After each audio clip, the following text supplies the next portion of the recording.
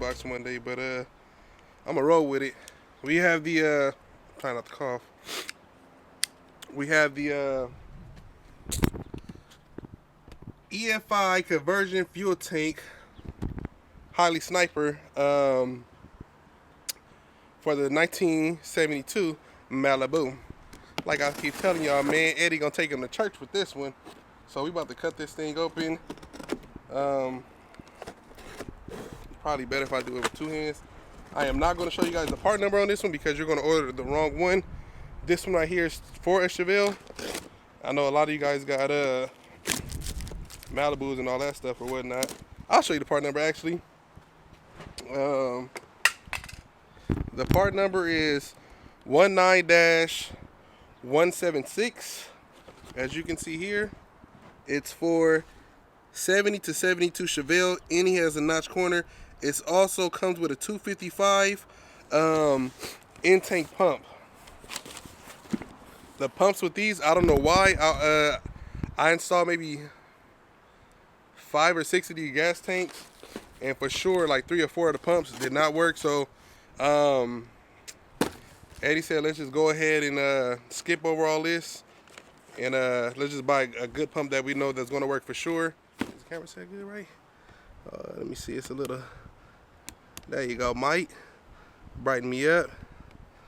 So what comes in the tanks are going to be, oh man,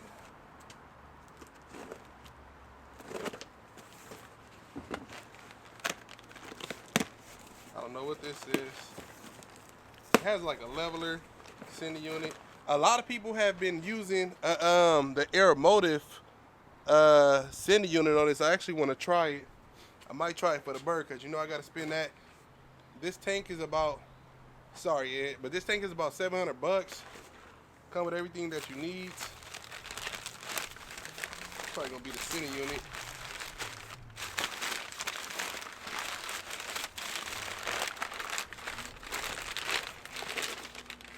So here's the fuel pump.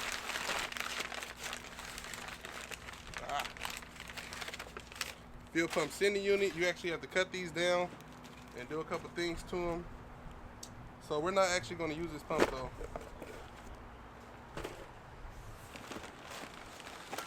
Also got the straps. You can either choose to get this with the straps, without the straps. Eddie got them with the straps. I've never seen the straps come in this color. They're always like powder coated black or chrome. These are like a raw finish. Since he got his truck right here, we're gonna use it as a table. Right here we have, what the heck is this? Oh, this is like the rollover valve, the gaskets for the top of the tank and all that.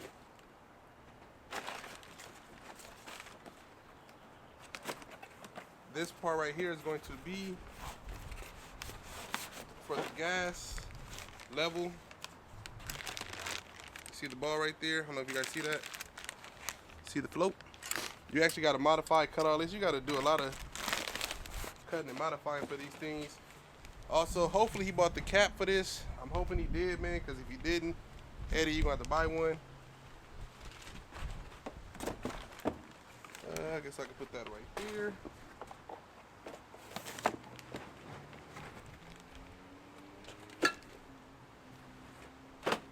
I gotta hurry up and get these 2 Chevelles out of here because in a week I got one more project coming. So I gotta get Eddie's Chevelle out. I gotta get this Chevelle out. I really gotta excuse me. I really have to get that El Camino out and get this 96 out. I gotta get all these damn cars up. Excuse the baller belly, man. I don't know what the hell is going on, man. I don't know, man. I was doing some workouts the other day. I don't know, man. I look a lot bigger on camera. They said the camera had 10 pounds. I'm starting to believe it.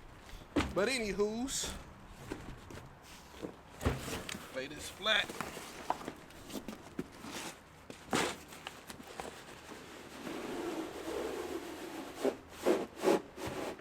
She could tell that I'm a D-boy by my baller tummy.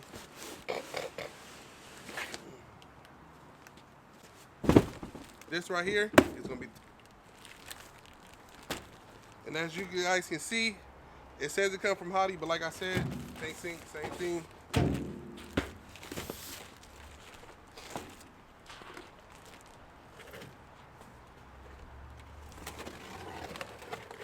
Ollie got to get they cut though.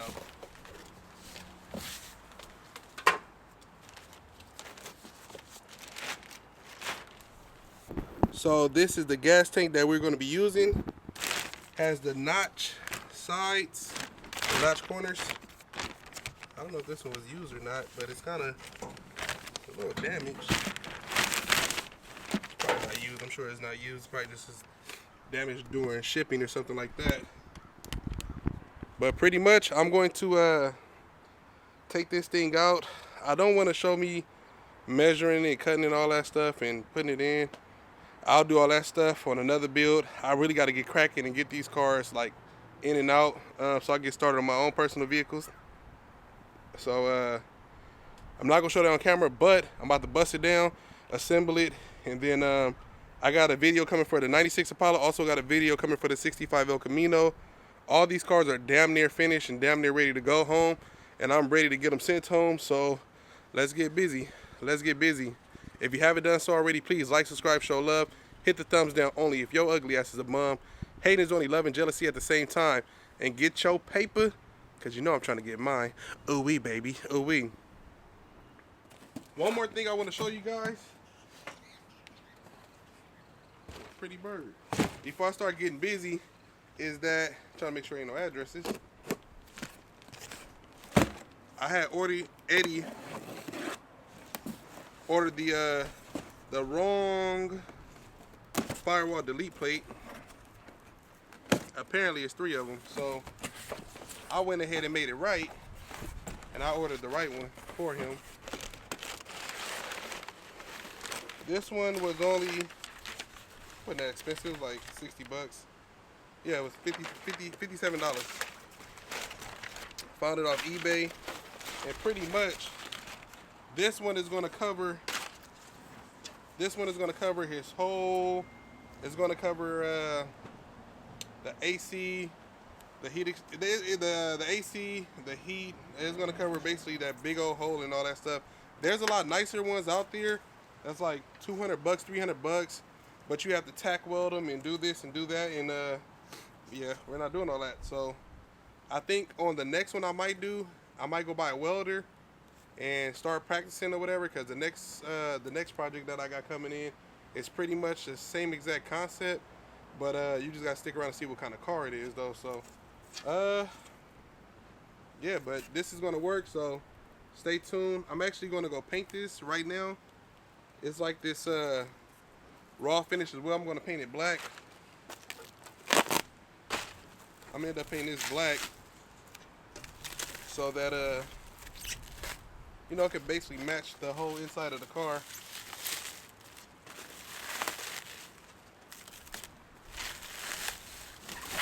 I still, well, I'm not gonna do it right now. You guys can get a better look at it. It's actually not bad, this color, man. But obviously it's gonna stick out a lot better. It's gonna stick out like a thumb sore, like a sore thumb. I don't know what the heck that was. Let me get this hood popped, and I'll show you guys exactly what I'm talking about here.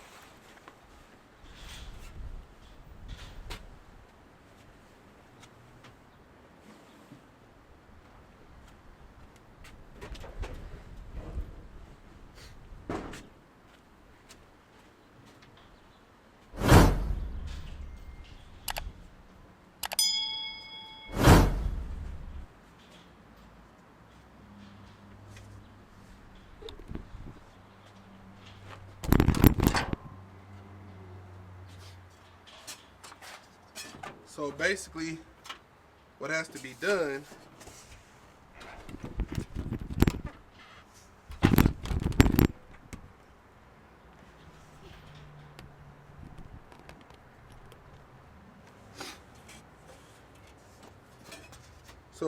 what has to be done when Eddie comes back and get the AC, I mean, he's going to come back and get vintage air and also get a digital dash.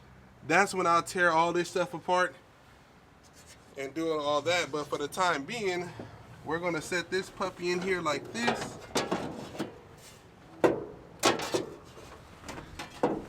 And it uses all the factory hoses, all the factory hose, and it basically covers this whole plate up like this. Like I said, there's other companies that has them to where they come out all the way right here and all the way right here. They got nice fancy designs and all that. But I personally think I'm gonna paint it black. I want to leave it up to Eddie Bible. I'm gonna see what he say, man. I'll probably just do a self-tap real quick and send it to him and see what he thinks. But me knowing Eddie, he's a simple person, he's a simple guy. He's gonna say, hey man, I don't give a damn. Do whatever you want to do. So that's what I like about Eddie. Pretty cool dude. So let's find a self-tap and tap this thing real quick and send on a picture. That hole might be actually. Yeah, that should do.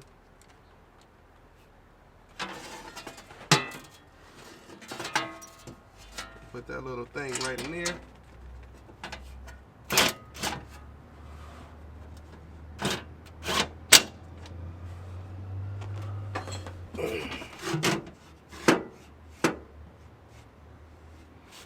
Maybe need to go grab one more so I can have it where it's a little higher, like so. Grab one more self-tap. This little mic is this camera doing this thing today. And like I said, man, this is like super quick, super easy. This is real time that you guys are seeing. Oh, man.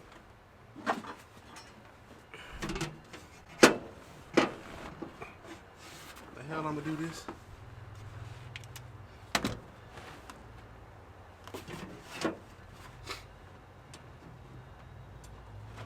This is actually real time. Like these ones right here, I'm not a fabricator by no means, but this one right here is plain and simple. It bolts right in. You drill and tap it. I mean, even this one, if you wanted to, I guess you can sand the back of it down and you can pop rivet it or whatever, self tap it or whatnot. But I see a lot of people cut the firewall out and then they add a big old sheet metal. There's plenty of ways of doing it. There's no wrong way. There's no right way or whatnot. It obviously just depends on, you know, how picky you want to be or whatnot. So this is the route we chose to do on this one. I did plenty of G bodies like this and they turned out cool every single time. And this is actually my first Chevelle that I've done like this. So I'm going to try out a couple things and see what happens. But most likely I am going to paint that black. Eddie's going to order these sensors here and I'm going to install the throttle cable and pretty much go buy some fittings, some more O2s. I'm speaking too fast. I'm going to go buy some more hose clamps for this, get the upper hose, the lower hose, start putting coolant inside of the radiator. And pretty much from there, it's oil and fire this thing up. We have everything we need here to fire this up aside from the O2. We have everything to fire this thing up now. I have well, we need the fuel pump, the new fuel pump that's going to come in. And I mean, that's pretty much it. Like I said, this thing has given me no problems. It's been pretty smooth. It's been pretty smooth the most part. Hasn't given me any issues. So this is the way most swaps should go. Have to order the power steering pulley still. I have a spare one here that I was using for my bird, but I mean, obviously that's not going to be used anytime soon. I'm going with a different pulley setup anyway, so I'm not going to be needing it. So I'll just sell that one to him. Get this 5/16 hose as well, and that's pretty much it, you guys. Oh, and bolts. If you guys see that's not on there, go to Harbor Freight or Ace Hardware. Go grab the 2 bolts for that, and that's pretty much it, man. So like I said, please like, subscribe, show love, hit the thumbs down only if your ugly ass is a bum. Hating is only love and jealousy at the same time, and get your paper, because you know I'm going to get mine. In 1972 Malibu, Eddie Bible going to take him to church with this one. And yeah, y'all, we're going to get this thing back going very, very soon. And that's pretty much it. Stay tuned, stay tuned. It's another wire that's right there. All this stuff you see got all the heat shrink on it. It comes around. That's going to be the wire for the starter. I put this junction block on there It basically is all power, no ground, no, it's all ground. Man, my candy paint didn't work or whatever, it dripped or whatever. I might sand that down and respray it. All this here for his, what is this thing called? The windshield wiper, all that stuff is going to be fixed. All this plastic stuff is going to come off and be loomed. All this stuff right here on this fender is going to be off the fender as well pretty soon.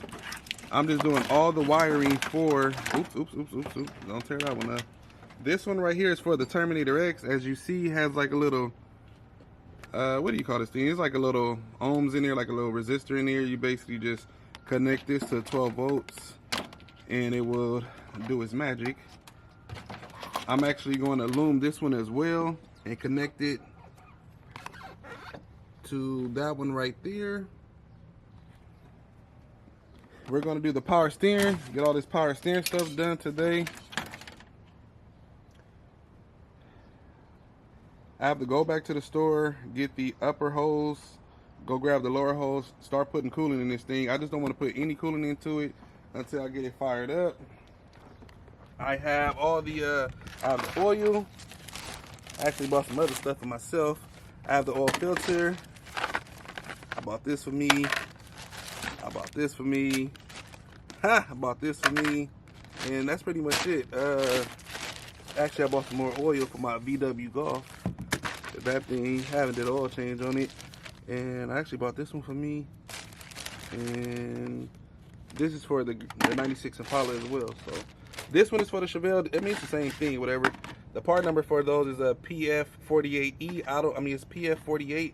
I don't know if these are ones that you guys need, so don't buy them unless you know for sure.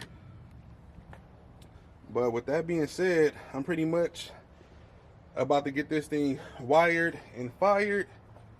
I already started running the Terminator X, as you can see.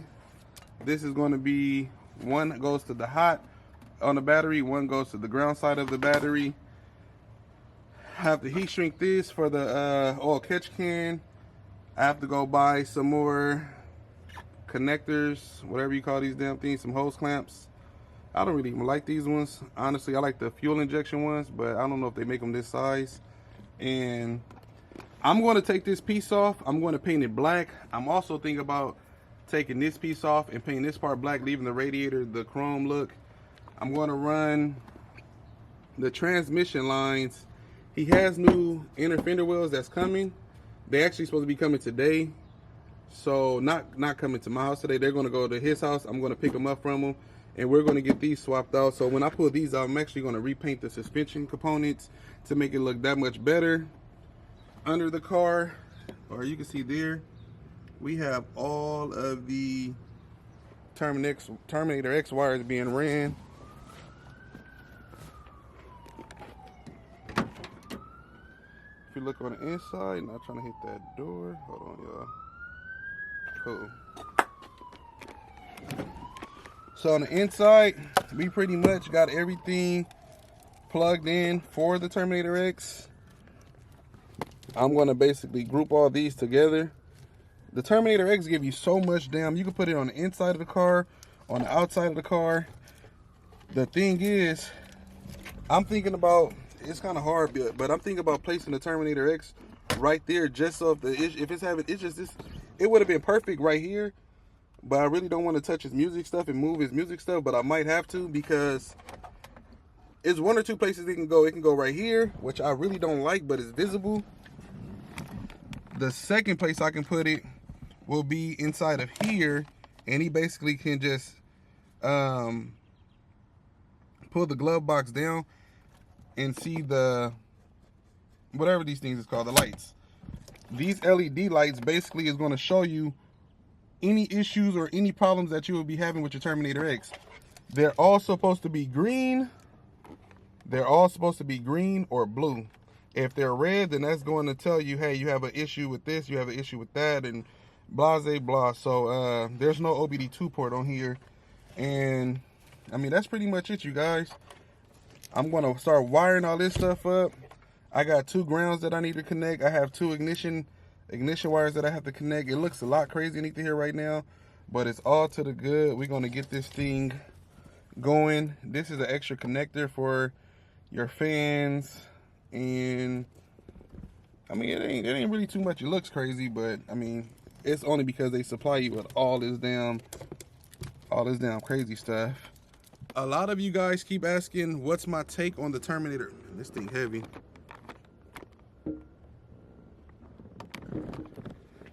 I get a lot of people to ask me, what's my take on the Terminator X? It's kind of like, how can I explain it? This is my problem with the Terminator X. I have two major problems. Obviously, I want to say it's very expensive, but you're paying for great quality. You know, you're getting you can tune on demand. It's self-tuning. You can do this, you can do that. I get it. It comes with a digital dash. You can see all your stuff. So it's kind of like you're paying for quality, but I feel like it is very expensive. And then the second thing is the OEM style, it comes with an OBD2 port. They're fairly cheaper. It just sometimes you don't know who to buy from because there's so many companies out here, and you run great with some companies, and then sometimes you have problems with some companies. So it's kind of like my harness guy or whatever. I ran them harnesses for like 3 years, and I don't know if he was just rushing on a batch or whatnot, but I got like 3 harnesses that I had issues with, and I had to troubleshoot. It took me literally like 2 weeks to 3 weeks to troubleshoot or whatever. And I'm like, damn, I shouldn't have to be troubleshooting nothing. But I always I got them all figured out or whatever, so it's not a problem. But at the same time, it's just like I don't want to. You have to troubleshoot any harness. But the reason why I like the OEM harnesses is because you basically have an OBD2 port.